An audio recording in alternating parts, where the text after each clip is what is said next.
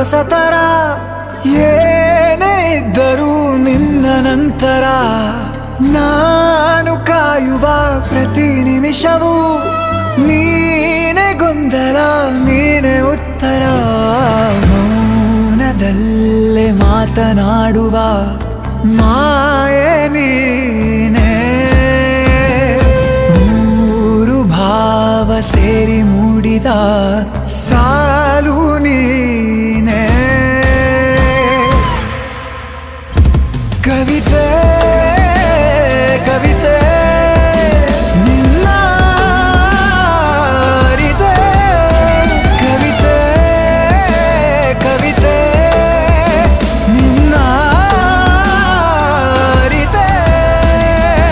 ಏನು ಹೇಳಲಿ ನಾನು ಹೊಸತರ ಏನೇ ಇದ್ದರೂ ನಿನ್ನ ನಂತರ